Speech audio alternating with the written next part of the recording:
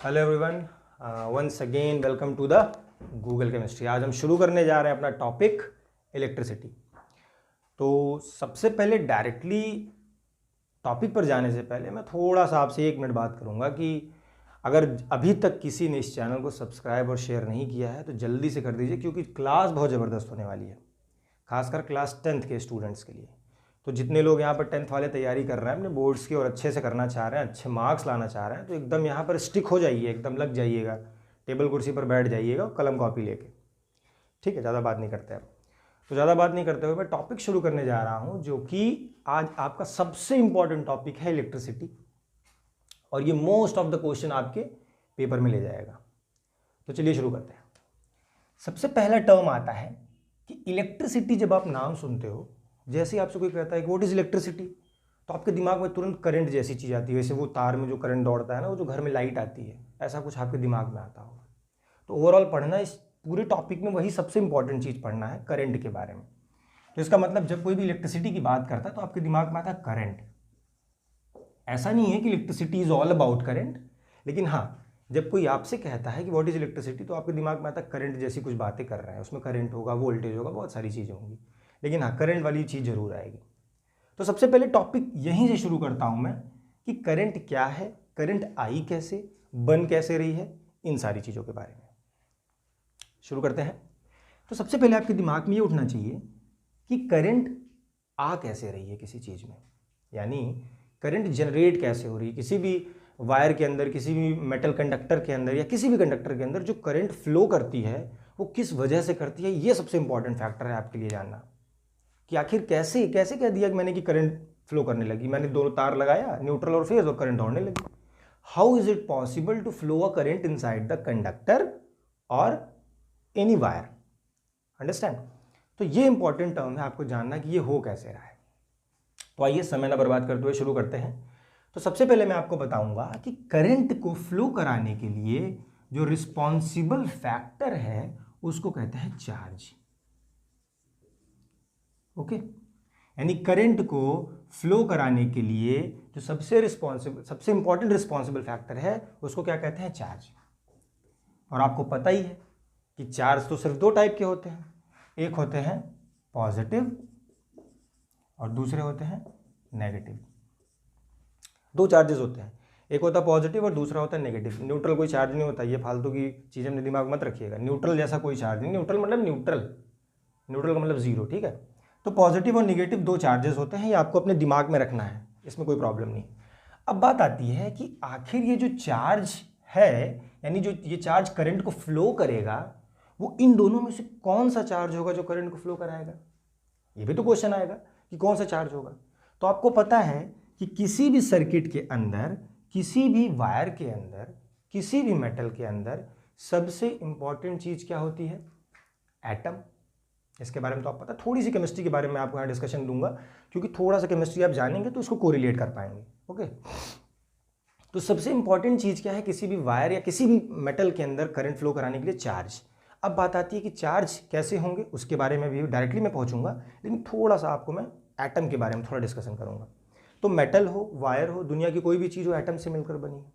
Okay, तो जब atom से मिलकर बनेगी तो एटम किन किन चीज़ों से मिलकर बना है? इलेक्ट्रॉन, प्रोटॉन और न्यूट्रॉन से मिलकर बना है। तो आपको पता है कि किसी भी एटम के न्यूक्लियस में क्या होते हैं? न्यूक्लियस के अंदर न्यूट्रॉन प्लस प्रोटॉन होते हैं, ये तो आपको पता ही है। न्यूट्रॉन प्लस प्रोटॉन किसी न्यूक्लियस के अंदर होते हैं, और इसके चारों तरफ क्या रिवॉल्व करता है? इलेक्ट्रॉन्स रिवॉल्व करते हैं, ये तो आपको पता ही है कुछ ऐसे। ओके, इसमें कोई प्रॉब्लम नहीं है, थोड़ा केमिस्ट्री वाला टर्म है, इसको समझिएगा। ठीक है, तो कुल मिलाकर आपको बस इतना जानना है कि किसी भी एटम को बनाने के लिए 3 फैक्टर्स रिस्पॉन्सिबल हैं। एक तो हो गए, एक न्यूक्लियस के अंदर न्यूट्रॉन, प्रोटॉन, और दूसरा बाहर की ओर जो रिवॉल्व करते हैं ऑर्बिटल में या ऑर्बिट्स में, उनको कहते हैं इलेक्ट्रॉन्स। इनमें भी जो सबसे इंपॉर्टेंट टर्म है वो है आपका फ्री इलेक्ट्रॉन्स, यानी ये इलेक्ट्रॉन्स। ठीक, ये सबसे इंपॉर्टेंट फैक्टर हैं जो कि आपके लिए रिस्पॉन्सिबल होंगे as a charge for the current. आपको इनके बारे में अच्छे से पढ़ना। हम यहाँ आपको एटम के बारे में एलिबरेट नहीं करेंगे क्योंकि ये केमिस्ट्री का पार्ट है, हमको बेसिकली फिजिक्स पढ़ना है। तो मैं यहाँ पे आपको बस एक सिंपल सा इंट्रोडक्शन दे रहा था कि ये चार्ज के बारे में अगर मैं पॉजिटिव नेगेटिव कह रहा हूँ तो इसमें किस तरह का चार्ज होगा, उसके लिए आपको थोड़ा सा एटम के बारे में जानना था, तो आपने जाना कि एटम के अंदर क्या है, न्यूट्रॉन और प्रोटॉन होता है। साथ ही साथ इलेक्ट्रॉन क्या करते हैं, इलेक्ट्रॉन चारों तरफ रिवॉल्व करते हैं आउटर मोस्ट शेल में या आउटर मोस्ट ऑर्बिट में। किसके आउटर मोस्ट शेल में, अपने एटम के आउटर मोस्ट शेल में। अंडरस्टैंड। तो अब बात आती है कि जो इलेक्ट्रॉन्स रिवॉल्व करते हैं उनमें से कुछ इलेक्ट्रॉन क्या होते हैं, बहुत दूर दूर डिस्ट्रीब्यूटेड होते हैं, मतलब नंबर ऑफ शेल बढ़ता है तो उनकी दूरी न्यूक्लियस से बढ़ती चली जाती है, ये आप भी जानते हैं। यानी नंबर ऑफ शेल्स में से 2 था, अब इसके बाद मैं 3 कर दूंगा, 4 कर दूंगा, 5 कर दूंगा, ऐसे नंबर ऑफ शेल्स बढ़ते चले जाते हैं। तो आप क्या देखेंगे कि न्यूट्रॉन प्लस प्रोटॉन के ऊपर एक जो कंप्लीट चार्ज होता है, जो कि बेसिकली पॉजिटिव चार्ज हम कंसिडर करते हैं, और इलेक्ट्रॉन को निगेटिव चार्ज कंसिडर करते हैं। तो जैसे जैसे नंबर ऑफ शेल बढ़ेगा वैसे वैसे इलेक्ट्रॉन्स, भाई शेल में इलेक्ट्रॉन्स भरे जाएंगे। तो जैसे जैसे इलेक्ट्रॉन्स की शेल, मतलब नंबर ऑफ इलेक्ट्रॉन्स बढ़कर आपके नंबर ऑफ शेल्स में बढ़कर दूर भागते जाएंगे, किससे, इस न्यूक्लियस से, वैसे वैसे उनके बीच में जो फोर्स ऑफ अट्रैक्शन लगेगा वो धीरे धीरे कम होता चला जाएगा। जब अगर फोर्स ऑफ अट्रैक्शन धीरे धीरे कम होता चला जाएगा तो एक समय ऐसा आएगा कि आउटर मोस्ट ऑर्बिट में, यानी सबसे बाहरी वाले ऑर्बिट में जो इलेक्ट्रॉन्स होंगे वो बहुत ही कमजोर तरीके से किसी एटम से बने हुए होंगे। ओके, मतलब दुनिया की कोई भी चीज़ अगर एक दूसरे से बंधी है तो वो क्या है, एक फोर्स से ही तो बंधी हुई है। तो जैसे जैसे शेल्स बढ़ेंगे वैसे वैसे आप दूर भागेंगे, भाई नंबर ऑफ इलेक्ट्रॉन्स दूर दूर दूर दूर तक होंगे इससे। तो जैसे जैसे दूर जाएंगे वैसे वैसे फोर्स ऑफ अट्रैक्शन क्या होगा, कम होने लगेगा। जैसे जैसे फोर्स ऑफ अट्रैक्शन कम होगा वैसे वैसे दो चीज़ के बीच में दूरी आने लगेंगी। ठीक, तो वैसे इलेक्ट्रॉन्स क्या होने लगेंगे, कमजोर होने लगेंगे। तो जब इलेक्ट्रॉन्स कमजोर होने लगेंगे तो उन्हीं इलेक्ट्रॉन्स को हम कहते हैं फ्री इलेक्ट्रॉन्स। मतलब कि जब आप थोड़ी सी एनर्जी दो, मतलब थोड़ा सा भी उनको एनर्जी अगर मिलेगा, एक सफिशिएंट अमाउंट में थोड़ी सी एनर्जी मिलेगी, तो इलेक्ट्रॉन्स क्या होंगे, अपने आउटर मोस्ट ऑर्बिट से निकल जाएंगे, बाहर की ओर आ जाएंगे। तो जब बाहर की ओर आ जाएंगे तो उनका क्या काम होता है, जब वो सर्किट से या किसी भी एटम से या किसी भी कह लीजिए कि स्ट्रक्चर से जब वो बाहर की ओर आते हैं तो वो पॉजिटिव वॉइड्स को भरना चाहते हैं। पॉजिटिव वॉइड्स का मतलब कोई भी चीज़ निगेटिव चीज़ निकलेगी तो वो कहाँ जाएगी, जहाँ पॉजिटिव चीज़ उसको मिलेगा। ठीक, तो उस पॉजिटिव चीज़ की तरफ भागेगी या ऑक्यूपाई करना चाहेगी। क्यों, क्योंकि आपको पता है पॉजिटिव नेगेटिव क्या है, एक तरह से अट्रैक्टिव फोर्स लगाता है। ठीक, तो उस तरीके से वो चीज़, इलेक्ट्रॉन जो नेगेटिव इलेक्ट्रॉन है वो पॉजिटिव वाले चीज़ की तरफ भागने की कोशिश करेगी, क्योंकि वो थोड़ी सी एनर्जी देने के बाद अब फ्री हो चुका है, अब शेल में नहीं रह गया है। तो उसको क्या करना पड़ेगा, आपको तुरंत, कुछ आपको नहीं करना, उसको जैसे आप ब्रेक करेंगे वो तुरंत ढूंढने लगेगा किसी पॉजिटिव चार्ज को और जाके वहाँ पे स्टिक करने की कोशिश करेगा। तो उसी इलेक्ट्रॉन को हम कहते हैं फ्री इलेक्ट्रॉन। अंडरस्टैंड। अब बात आती है कि अब मेन टॉपिक जो हमारा है, इसका मतलब चार्ज के तौर पर हमको स्टडी किसकी करनी है, नेगेटिव चार्ज की करनी है। और नेगेटिव चार्ज कौन होगा, फ्री इलेक्ट्रॉन होगा। अंडरस्टैंड। यानी किसी भी सर्किट, किसी भी वायर या किसी भी मेटल के अंदर जो चार्जेस फ्लो करते हैं, जो कि रिस्पॉन्सिबल है किसके लिए, करंट के लिए, वो कौन से चार्जेस हैं, फ्री इलेक्ट्रॉन्स या नेगेटिव चार्जेस कहेंगे उनको। कोई दिक्कत इस बात में, कोई प्रॉब्लम नहीं है। अब बात आती है कि अगर फ्री इलेक्ट्रॉन्स निकलेंगे किसी सर्किट से तो सर्किट में एक जगह से दूसरी जगह जाना चाहेंगे, बिल्कुल जाएंगे। तो सर्किट से किसी एक टर्मिनल से निकलेंगे। अब सर्किट के बारे में क्या है, मैं डिटेल डिस्कशन आपसे करूंगा, लेकिन अभी आप बस एक सिंपल वर्ड्स में समझिए कि due to the flow of electron we get what, current. Electron के फ्लो करने से, इलेक्ट्रॉन के बहने से हम क्या पाएंगे, करंट पाएंगे। क्यों इलेक्ट्रॉन में डायरेक्टली कह रहा हूं, क्योंकि यहां पर मैंने आपको चार्ज को डायरेक्टली कोरिलेट कर दिया किससे, नेगेटिव चार्ज। और आपको पता नेगेटिव चार्ज किसका होता है, इलेक्ट्रॉन्स का होता है। ठीक, यहां पर इस बात का ध्यान रखिएगा। अब आगे धीरे से बढ़ते हैं थोड़ा सा और। ठीक है, अब आइए, अब आपको ये पता चल गया कि नेगेटिव इलेक्ट्रॉन्स जो होते हैं, यानी नेगेटिव इलेक्ट्रॉन्स जो होते हैं वो क्या करते हैं, फ्लो ऑफ करंट के लिए रिस्पॉन्सिबल है। ठीक है, फ्लो ऑफ करंट के लिए रिस्पॉन्सिबल है, ये आपको पता चल गया। अब बात आती है काम की, थोड़ा सा और करते हैं। अब अगर आपको पता चल गया नेगेटिव फ्लो ऑफ इलेक्ट्रॉन्स, यानी नेगेटिव इलेक्ट्रॉन्स फ्लो करते हैं किसके, करंट के लिए रिस्पॉन्सिबल। अब बात आती है कि इनका जो फ्लो है वो होगा कैसे, भाई हम किसको कहेंगे कि किस तरीके से ये फ्लो कर रहे हैं। ठीक है, अब इसके बारे में थोड़ा सा डिस्कशन करते हैं कि क्या सिर्फ एक इलेक्ट्रॉन फ्लो करेगा तो किसी सर्किट के अंदर करंट दौड़ेगी, 2 इलेक्ट्रॉन करेंगे तब दौड़ेगी, 10, 20, 50, 100, 50,000, हो सकता है बहुत ज़्यादा इलेक्ट्रॉन्स हो। तो इसके बारे में थोड़ा सा मैं आपको एक इंपॉर्टेंट सा फॉर्मूला डिस्कस करना चाह रहा हूँ, तो उसके बारे में बात करते हैं। इसका मतलब अगर आपको पता चल गया कि इलेक्ट्रॉन रिस्पॉन्सिबल है for the flow of current, तो हाउ मच इलेक्ट्रॉन्स, कितने इलेक्ट्रॉन्स रिस्पॉन्सिबल है किसी भी सर्किट के अंदर या किसी भी वायर के अंदर, किसी भी मेटल के अंदर करंट फ्लो कराने के लिए। तो इसका एक सिंपल सा फॉर्मूला बनता है Q = +- NE। इस फॉर्मूले पर डायरेक्टली क्वेश्चंस आ जाते हैं आपके 1 नंबर या 2 नंबर में बोर्ड्स में। आपको पता भी नहीं रहता, आप इस फॉर्मूले को भूल जाते हैं, लेकिन इस फॉर्मूले को याद रखिएगा, इससे डायरेक्टली क्वेश्चन आते हैं, इस बात का एकदम ध्यान रखिएगा। तो थोड़ा सा इस फॉर्मूले के बारे में आपको बता दूं, क्योंकि ये बड़ा यूनिक सा फॉर्मूला लग रहा है आपको, थोड़ा समझने में दिक्कत आएगी कि क्या लिख दिया सर ने। ठीक, थोड़ा इसके बारे में डिस्कस कर लेते हैं। आइए देखते हैं। इस क्यू को मैं कहूँगा चार्ज। अभी क्यों कह रहा हूँ, मैं सारी चीज़ें आपको बताऊँगा, एक एक फॉर्मूले की एक डिटेलिंग में आपको दूंगा। ठीक है, इस क्यू को कहूँगा चार्ज। इस प्लस माइनस के सिंबल को तो आपको पता है, पॉजिटिव नेगेटिव की बात कर रहा हूँ। एन को कहूँगा इलेक्ट्रॉन डेंसिटी,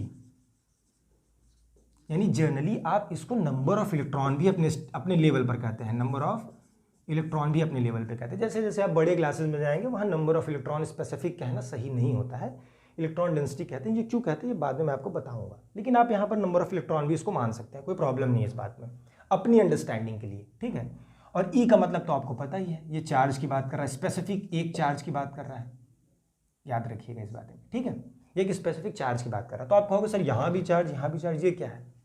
तो इसी के बारे में थोड़ा मैं आपको बताऊंगा। अब आते हैं, देखिए थोड़ा सा मैं मिटा दूं। अब आपको जो यहाँ समझना है वो ये समझना है कि आखिर इन दोनों चार्जेस के बीच में आप डिफरेंशिएट कैसे करोगे कि वो भी क्यू भी चार्ज है, ई भी चार्ज है, तो मैं करंट में मतलब करंट दौड़ाने के लिए मैं करूँगा क्या, किस चार्ज को फ्लो कराऊंगा? तो आइए अब बात करते हैं थोड़ा इस पर। आपको पता है कि ई क्या है? कोई एक चार्ज की बात कर रहा है, बहुत ध्यान से समझिएगा। एन जो है वो नंबर ऑफ इलेक्ट्रॉन, मैंने कहा नंबर ऑफ इलेक्ट्रॉन कहा, और ई क्या कहा? चार्ज। चार्ज एक तरह से क्या है? चार्ज एक तरह से इलेक्ट्रॉन ही तो है, निगेटिव इलेक्ट्रॉन चार्ज ही तो है, निगेटिव इलेक्ट्रॉन चार्ज ही तो है। इसका मतलब मैं कहीं ना कहीं यहाँ इलेक्ट्रॉन की बात कर रहा हूँ। इस ई का मतलब जो होता है, इसका मतलब होता है एक इलेक्ट्रॉन का चार्ज। ई का मतलब एक इलेक्ट्रॉन का चार्ज। तो ई का मतलब एक इलेक्ट्रॉन का जो चार्ज होता है वो वैल्यू होती है 1.6 इंटू 10⁻⁻19 कूलम। ठीक, चार्ज की यूनिट कूलम होती है, ये आपको याद रखना है, धीरे धीरे आप यूज टू हो जाएंगे इससे। ठीक है, तो मैं आपको यूनिट भी ओवरऑल जब आखिरी में चैप्टर खत्म होगा तो मैं सारी यूनिट्स को एक बार अच्छे से रिवाइज करा दूंगा, रिकॉल करा दूंगा आपको। तो आप बस इतना याद रखिए कि जो ई है उसकी वैल्यू कितनी है? 1.6 इंटू 10⁻⁻19 कूलम। इसमें कोई समस्या, इसमें कोई प्रॉब्लम? आपको कोई प्रॉब्लम नहीं है। अब आइए, अब तो ये हो गया एक इलेक्ट्रॉन की वैल्यू, लेकिन आपको याद क्या रखना है? Electron is what? Negative in nature, so that's why the value of electron is -1.6 into 10⁻⁻19 coulomb. ये आपको याद रखना है। अब आप सोचोगे कि सर कि अगर यहाँ माइनस क्यों लगा रहा है, अगर यहाँ पर पॉजिटिव लगाएंगे, क्योंकि आपने पॉजिटिव और नेगेटिव दोनों लगाया, इसका मतलब अगर पॉजिटिव होगा तो क्या होगा? उसके बारे में मैं आपसे डिस्कस करूंगा, लेकिन बस आप इतना समझिए कि हम यहाँ चार्ज किसको फ्लो करा रहे हैं? इलेक्ट्रॉन को। तो जब इलेक्ट्रॉन को फ्लो कराएंगे तो इलेक्ट्रॉन निगेटिव नेचर का होता है, तो अपनी निगेटिव वैल्यू के साथ वो क्या करेगा? आगे की ओर बढ़ेगा। अब बात आ जाती है कि इस क्यू का मतलब क्या है? ये तो एक इलेक्ट्रॉन की आपने बात कह दी, और एन क्या है? नंबर ऑफ इलेक्ट्रॉन की बात करता है। इसका मतलब कि अगर मैं नंबर ऑफ इलेक्ट्रॉनिक चार्जेस को आपस में मल्टीप्लाई कर दूंगा तो एक स्मॉल क्यू टाइप का चार्ज, यानी एक स्मॉल क्यू चार्ज मिलकर आ जाएगा। अब इसको समझ कैसे सकते हैं? देखिए, जैसे मैं कहूँ कि इस कमरे में या इस आपके कमरे में आप हैं, ठीक, तो आप है तो मतलब एक आदमी है, लेकिन अगर मैं आपसे कह दूं कि आपके जैसे 20 आदमी खड़े हो जाएं, तो आप क्या कहोगे? मेरे जैसे 20 लोग यहाँ पर खड़े हैं। समझ पा रहे हैं? तो ये जो क्यू है वो उस पूरे के पूरे इलेक्ट्रॉनिक सिस्टम को रिप्रेजेंट कर रहा है। बात को ध्यान से समझिएगा, यानी नंबर ऑफ इलेक्ट्रॉन जो हैं वो बहुत सारे हैं उस स्पेसिफिक एरिया में, उस छोटे से पार्ट में, उस छोटे से हिस्से में जहाँ हम स्टडी कर रहे हैं, बहुत सारे इलेक्ट्रॉन हैं। तो एक इलेक्ट्रॉन का चार्ज इतना है, नंबर ऑफ इलेक्ट्रॉन है तो दोनों को मल्टीप्लाई कर देंगे तो क्या मिल जाएगा? कलेक्शन ऑफ चार्जेस मिल जाएंगे, यानी कलेक्शन ऑफ इलेक्ट्रॉन मिल जाएगा। तो उस कलेक्शन को हम क्यू से रिप्रेजेंट करते हैं। इस बात का ध्यान रखिएगा। आगे बढ़ते हैं। अब आई होप कि आपको समझ में आ गया होगा कि ई का मतलब एक इलेक्ट्रॉनिक चार्ज है, एक इलेक्ट्रॉन का चार्ज, और क्यू का मतलब नंबर ऑफ चार्ज, यानी क्यों? क्योंकि हमने यहाँ एन से मल्टीप्लाई किया, नंबर ऑफ इलेक्ट्रॉन से मल्टीप्लाई किया, याद रखिएगा। आगे बढ़ते हैं, समय न बर्बाद करते हुए थोड़ा सा और आगे बढ़ते हैं। अब आते हैं कि इसका मतलब ये प्लस माइनस का मतलब सब सर आप समझा दीजिए। आपको ये पता चल गया चार्ज, ये भी पता चल गया चार्ज, लेकिन यहाँ मैंने नेगेटिव लिखा है, क्यों? क्योंकि इसका मतलब क्या है कि इलेक्ट्रॉन के चार्ज की बात कर रहा हो। एन क्या है? इलेक्ट्रॉन डेंसिटी या नंबर ऑफ इलेक्ट्रॉन है। अब सर ये प्लस माइनस क्या रिप्रेजेंट कर रहा है? अगर सिर्फ चार्ज नेगेटिव ही है तो प्लस माइनस लेने का क्या मतलब था? देखिए, इसमें होता क्या है कि अगर चार्ज आपके पास मान लीजिए प्लस एन इंटू ई ले रहा है, सबसे पहले मैं प्लस के साथ एन इंटू ई ले रहा हूं, इस पर डिस्कशन करते हैं। तो इसका मतलब क्या है कि अगर इलेक्ट्रॉन की वैल्यू कितना है -1.6 इंटू 10⁻⁻19 कूलम। बहुत ध्यान से समझिएगा, बहुत इंपॉर्टेंट टर्म है जो मैं आपको समझाने जा रहा हूँ। इसका मतलब अभी n की क्या वैल्यू मैंने नहीं रखा, n का मतलब कुछ भी हो सकता है, 10⁻3, 10⁻30, 10⁻50 कुछ भी हो सकता है। नंबर ऑफ इलेक्ट्रॉन 2, 4, 10 तो होंगे नहीं ना, 1000, 10,000, करोड़, 10 करोड़ इस फॉर्म में होंगे। तो मैंने उसको लिखा नहीं, मैंने कुछ भी जनरली मान लिया। आपको इस फॉर्मूले को मैं डिमॉन्स्ट्रेट करना चाह रहा हूँ, आपको समझाना चाह रहा हूँ। देखिएगा, तो यहाँ पर क्या हो जाएगा, Q की वैल्यू क्या हो जाएगी -n1.6 इंटू 10⁻⁻19 कूलम, ये हो जाएगा।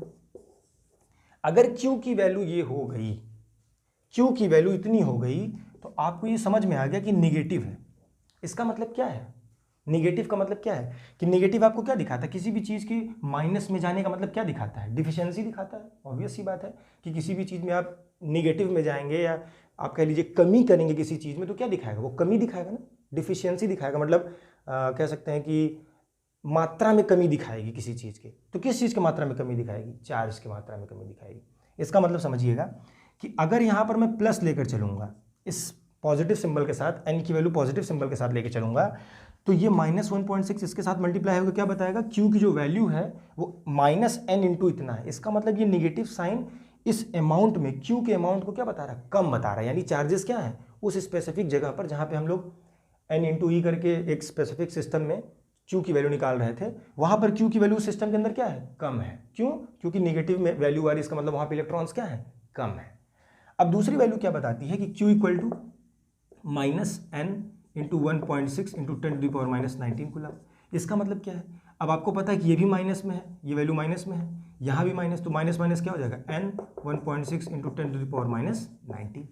इसका मतलब अब यहाँ पर आपके पास क्या आ गई, वैल्यू की, वैल्यू का क्या आ गया, ज़्यादा अमाउंट में वैल्यू आ गई। मतलब इसके कंपैरिजन में ये वाली जो Q की वैल्यू है, ये वाले चार्ज की जो वैल्यू है, इसके कंपैरिजन में क्या है, ज़्यादा है। क्यों, क्योंकि ये निगेटिव था, आगे मैंने निगेटिव सिंबल लगाया था, और यहाँ पर निगेटिव निगेटिव क्या हो गया, पॉजिटिव हो गया। यहाँ निगेटिव, यहाँ पर पॉजिटिव था और वैल्यू चार्ज कितनी थी, निगेटिव थी। इसका मतलब ये क्या हो गया, निगेटिव हो गया। तो आपको सिंपली बस इतना याद रखना है कि निगेटिव पॉजिटिव का मतलब कमी या ज़्यादा है। निगेटिव वैल्यू आने का मतलब कि इलेक्ट्रॉन की जो डेंसिटी है उस स्पेसिफिक जगह पर, एक पॉइंट पर जहाँ हम कंसिडर करना चाह रहे हैं, वो पॉजिटिव वाले के कंपैरिजन में जो ये वैल्यू आ रही है उससे क्या है, कम है। कोई समस्या इस बात में, बस इतना ही है पॉजिटिव निगेटिव का मतलब, कोई इस बात में प्रॉब्लम नहीं होनी चाहिए। एक बार इस वीडियो को रिवाइज करके, एक बार कहते नहीं कि बैक जाके थोड़ा देखिएगा इस वीडियो को, जो मैंने डिस्कशन किया उसके बारे में आपको फिर से एक बार में समझ में आ जाएगा। अगला टॉपिक जो आपका अब आता है, ये तो हो गया ओवरऑल चार्ज के बारे में हमने बात कर लिया कि चार्ज कैसे फ्लो करता है, और चार्ज फ्लो करेगा तो करंट पैदा करेगा, करंट पैदा होगी। अब वो करंट कैसे पैदा होगी, थोड़ा उसके बारे में देखेंगे। आइए, आपको मैं इतना डिटेल डिस्कशन इसलिए बता रहा हूँ क्योंकि ये चैप्टर अगर आपको स्टार्टिंग में समझ में आ गया, नेचर ऑफ इलेक्ट्रॉन समझ में आ गया, इलेक्ट्रॉन्स कैसे फ्लो करते हैं, तो आपको आगे फर्दर पढ़ने के लिए इस चैप्टर में बहुत ज़्यादा दिमाग नहीं लगाना है। मेरे ख्याल से एक रिड्यूस सिलेबस में आपका हीटिंग इफेक्ट वाला जो पार्ट है वो वैसे भी कट गया है, तो इसमें मेहनत आपको नहीं करना पड़ेगा। ये चैप्टर अगर आपने स्टार्टिंग 1-2 लेक्चर में अच्छे से समझ लिया। अब आते हैं करंट पर। ये तो समझ गए थे कि चार्ज के फ्लो से करंट होता है, ये आपको समझ में आ गया था। तो इसका मतलब कहीं ना कहीं अगर मैं चार्ज के फ्लो के साथ करंट का फॉर्मूला बनाऊं तो कुछ निकल कर आएगा, कोई फॉर्मूला। तो फॉर्मूला क्या निकल कर आएगा, आई। करंट को रिप्रेजेंट करते हैं आई से, यानी करंट जो आई होगा वो निकल कर आएगा Q/T। ये फॉर्मूला बहुत इंपॉर्टेंट है, इसको ध्यान रखिए। क्यों, मैंने क्या कहा, करंट क्या हो रहा है, चार्ज के फ्लो करने की वजह से पैदा हो रहा है। तो चार्ज को मैंने क्या लिखा, Q। क्यों लिखा Q, क्योंकि Q की वैल्यू क्या थी, Ne थी, ±Ne थी। इसका मतलब ये है कि इस Q की जगह मैं और क्या लिख सकता हूँ, ±Ne/T, ये भी तो लिख सकता हूँ। अब बात आती है कि ये T क्या है, क्योंकि अभी इस फॉर्मूले को हमने पढ़ा, अभी जस्ट इसके पहले फॉर्मूला पढ़ा है Q +-Ne, और डिटेल में डिस्कशन किया कि इसका मतलब क्या है। तो आपको पता है, और मैंने पहले ही बता दिया था कि करंट क्या है, result of flowing of electron. जब इलेक्ट्रॉन फ्लो करेगा तो उसके रिजल्ट में क्या मिलेगा, आपको करंट मिलेगा। अब करंट मिलेगा तो कितना मिलेगा, Q/T के रिस्पेक्ट में मिलेगा। क्यों, क्योंकि चार्ज किसी क्रॉस सेक्शन एरिया से किसी टाइम में कट करेगा ना। आपको मैं सिंपल डेमोन्स्ट्रेशन से समझाता हूँ, ये क्रॉस सेक्शन एरिया पार करना किसी टाइम में, इसको अच्छे से समझाता हूँ। जैसे मान लीजिए मेरे पास ये मार्कर जो है वो एक कंडक्टिंग वायर है, इसको आप अच्छे से समझिए, एक कंडक्टिंग वायर है। तो अगर ध्यान से आप देखेंगे तो ये मार्कर कैसे बना है, एक छोटे छोटे सर्कल से मिलकर बना है, छोटे छोटे सिलेंड्रिकल पार्ट से। मतलब अगर मैं इसको छोटे छोटे स्लाइस में काटूंगा, ऐसे पतले पतले स्लाइस में, तो बहुत सारे इसके स्लाइस कट सकते हैं ना, इस मेटल वायर के, आप समझ लीजिए मेटल वायर की तरह ये, इसके बहुत सारे पतले पतले स्लाइसेस कट सकते हैं। तो हर एक स्लाइस का क्या है अपना एक क्रॉस सेक्शन एरिया, ऐसे गोला सा निकलेगा, हर एक स्लाइस का अपना एक क्रॉस सेक्शन एरिया निकलेगा। तो जब करंट पास करेगी तो एक क्रॉस सेक्शन एरिया पास करने के बाद उसको जस्ट दूसरे वाले क्रॉस सेक्शन एरिया पर जाना पड़ेगा ना, बिल्कुल जाएगी, क्योंकि इस बहुत सारे छोटे छोटे क्रॉस सेक्शन एरिया से मिलाकर ये मार्कर बना है जिनको मैंने काटा था। तो जब पहले वाले क्रॉस सेक्शन एरिया से पास करेगी तो करंट क्या करेगी, किसी टाइम टी में पास किया, लेकिन जैसे दूसरे वाले क्रॉस सेक्शन एरिया में उसको घुसना होगा तो टाइम क्या होगा, t+1 हो जाएगा। यानी टाइम अब अगले वाले क्रॉस सेक्शन में घुसने के लिए उसको टाइम बढ़ा के घुसना पड़ेगा ना। यानी पहले 1 सेकंड में घुसा तो अगले वाले क्रॉस सेक्शन में क्या करना पड़ेगा, उसके बाद वाले में जो है उसमें 2 सेकंड में हो सकता है घुसे, उसके अगले वाले में 3 सेकंड में घुसे, उसके अगले वाले में 4 सेकंड में घुसे। समझ पा रहे हैं? तो ओवरऑल इस टाइम का मतलब ये है कि जब चार्जेस अपने अपने हर एक क्रॉस सेक्शन एरिया से पास कर रहे होंगे तो वो क्या ले रहे होंगे, टाइम ले रहे होंगे। तो जब उन चार्जेस का flow with respect to time होगा तो हमको क्या मिलेगा, करंट मिलेगा। ये कुछ ऐसा ही है जो आपने क्लास 9th में पढ़ा था, velocity equal to what, displacement upon time. ये पढ़ा था आपने, डिस्प्लेसमेंट अपॉन टाइम ये पढ़ा था आपने। अगर आप इस चीज़ को समझ पा रहे हैं तो इसको समझ पाएंगे। आखिर डिस्प्लेसमेंट जब हम बढ़ रहे थे आगे समय के साथ तभी तो वेलोसिटी मिल रही थी। मतलब मैंने कहा कि मैं पहले यहाँ खड़ा हूँ, फिर मैंने कहा कि मैं 5 मीटर पर सेकंड की स्पीड से ईस्ट के डायरेक्शन में चलने लगा, फिर मैंने कहा कि नहीं, मैंने वेलोसिटी अपनी क्या कर ली, 5 मीटर चलने के बाद फिर वेलोसिटी बदल दी, फिर 10 मीटर चलने के बाद वेलोसिटी बदल दी। तो वो करने का मतलब क्या है, सॉरी डिस्टेंस मैंने अलग अलग कवर किया, नॉट वेलोसिटी, डिस्टेंस, डिस्प्लेसमेंट अलग अलग कवर किया। पहले 5 मीटर चला, फिर उसके बाद 10 मीटर चला, फिर 15 मीटर चला। तो जो ये 5, 10, 15, 20 चल रहा हूँ मैं, ये कैसे चल रहा हूँ, समय ले रहा हूँ ना। पहले 5 मीटर चलाऊंगा तो 2 सेकंड लूंगा, अगला 5 मीटर या 10 मीटर चलूंगा तो उससे ज़्यादा समय लूंगा। तो वही कुछ रिलेशन यहाँ पर है कि जब कभी भी आप करंट को फ्लो कराओगे तो करंट एक रास्ते पर फ्लो करेगी, और जब रास्ते पर फ्लो करेगी तो रास्ता किस चीज़ से बना है, बहुत छोटे छोटे एरिया से बना है। तो जब एक एरिया को पास करेगी तो कुछ टाइम लेगी, जब दूसरे वाले को पास करेगी तो पहले वाले से ज़्यादा टाइम लेगी। तो इसी रिलेशन को जब आप समझ पाएंगे तो आपको समझ में आएगा कि करंट क्या है, flow of charge with respect to time. इसमें कोई दिक्कत, तो ये बात समझ में आ गई। आप वीडियो को पीछे जाकर थोड़ा देखिएगा कि कैसे हमने इसके बारे में एक्सप्लेन किया है। ठीक है, अब आ जाते हैं कि I equals to plus minus N E upon T के बारे में हमने डिस्कशन कर लिया। क्यों, क्योंकि Q की value plus minus N E है। अब बात आ जाती है कि इसकी यूनिट क्या है। इसकी यूनिट्स देखिए बहुत इंपॉर्टेंट है। यूनिट अगर आपको नहीं पता चलेगा या यूनिट आपको नहीं आती है तो आप कोई भी क्वेश्चन अच्छे से नहीं कर पाएंगे। याद रखिएगा बिना यूनिट के आपके मार्क्स कट जाते हैं। तो इसकी जो यूनिट होती है वो एम्पियर होती है। आप कहेंगे सर एम्पियर कैसे आएगा, तो एम्पियर एक साइंटिस्ट थे जिसको कैपिटल ए से रिप्रेजेंट करते हैं इस एम्पियर को। एक साइंटिस्ट थे जिन्होंने इसकी वैल्यू दी थी। अदरवाइज अगर इसकी वैल्यू एमकेएस सिस्टम में देखी जाए, एमकेएस का मतलब आप जानते हैं मीटर केजी सेकंड वाला जो सिस्टम आता है, यानी एक ओवरऑल एक कह सकते हैं कि जो इंटरनेशनल सिस्टम की तरह है वो। तो इसमें क्या हो जाएगा, इसकी वैल्यू, चार्ज की वैल्यू क्या होती है, कूलम होती है। क्योंकि आपको पता है चाहे इलेक्ट्रॉन का चार्ज हो चाहे कंप्लीट सिस्टम का चार्ज हो, चार्ज तो चार्ज होता है। तो इसकी वैल्यू क्या हो जाएगी सी, और इसकी वैल्यू क्या हो जाएगी टी। टी का मतलब क्या हो जाएगा, सेकंड। इसका मतलब कूलम पर सेकंड क्या देगा आपको, कूलम पर सेकंड क्या देगा आपको, करंट देगा। और इसी यूनिट को एम्पियर ने अपने टर्म में, क्योंकि एम्पियर ने इसको डिफाइन किया तो एम्पियर ने अपने टर्म में उसको एम्पियर का कैपिटल ए दे दिया। तो ये ओवरऑल एक सिंपल सा कॉन्सेप्ट था कि इलेक्ट्रिसिटी कैसे जनरेट हो रही है, यानी करंट कैसे जनरेट हो रही है। ठीक, तो करंट के जनरेशन के लिए हमने सबसे पहले चार्ज के बारे में देखा। चार्ज के लिए हमने एटम के बारे में देखा, क्या कि एटम क्या होता है, इलेक्ट्रॉन प्रोटॉन न्यूट्रॉन को रखता है। प्रोटॉन न्यूट्रॉन न्यूक्लियस के अंदर होते हैं और एटम इलेक्ट्रॉन्स क्या होते हैं, आउटर मोस्ट ऑर्बिट में रिवॉल्व करते हैं चारों तरफ। तो इसका मतलब ये कि जैसे जैसे नंबर ऑफ शेल बढ़ेंगे वैसे वैसे number of electrons number of shell में बढ़ते चले जाएंगे, दूर होते जाएंगे।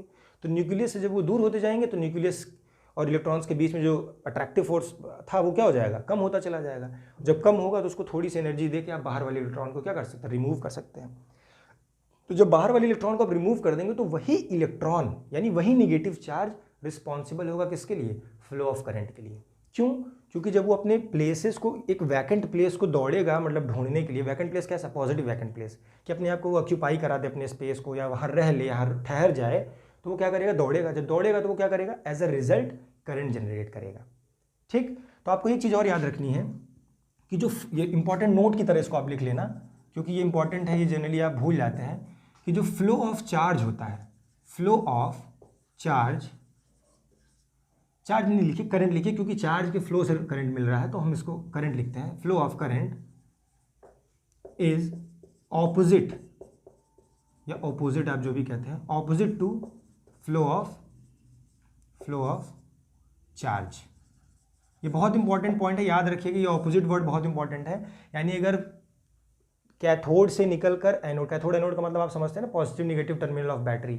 अगर निगेटिव टर्मिनल से उठकर इलेक्ट्रॉन पॉजिटिव टर्मिनल पर जा रहा है बैटरी के, तो करंट कहाँ से निकलेगी? पॉजिटिव टर्मिनल से निकलेगी और निगेटिव टर्मिनल की ओर जाएगी। बेसिकली ऐसा कोई आता जाता नहीं है, इसके बारे में आप अच्छे से पढ़ेंगे, जब आप कुछ अच्छी किताबें पढ़ेंगे तो आपको पता चलेगा वहाँ पे कि कोई चीज़ ऐसे उठ कर नहीं जाती है, वो बस एक अलाइनमेंट होता है, एक डायरेक्शन में लाइंड हो जाते हैं, एक डायरेक्शन में कह लीजिए कि दिशा दिखा दी जाती है बहुत सारे फ्री इलेक्ट्रॉन्स को, बस ऐसा, और उससे ज़्यादा कुछ होता नहीं है। लेकिन हाँ, आप अपने अंडरस्टैंडिंग के लिए इस टर्म को समझ सकते हैं कि हाँ, इलेक्ट्रॉन्स जब निगेटिव से उठकर पॉजिटिव पर जाते हैं तो उसके रिजल्ट में पॉजिटिव से उठकर निगेटिव की ओर एक करंट, एक कह सकते हैं कि आप एक फिनोमिना जिसको कह सकते हैं, या कह सकते हैं एज अ रिजल्ट जो जनरेट होता है उसको हम क्या कहते हैं? करंट कहते हैं। तो ये ओवरऑल एक कॉन्सेप्ट था जो कि आपको ध्यान देना था। आई होप कि वीडियो आपको समझ में आया होगा। अगर नहीं समझ में आया तो एक बार फिर से वीडियो को जाके पीछे देखिएगा, और शेयर एंड सब्सक्राइब करना मत भूलिएगा, मत भूलिएगा, मत भूलिएगा। Thank you.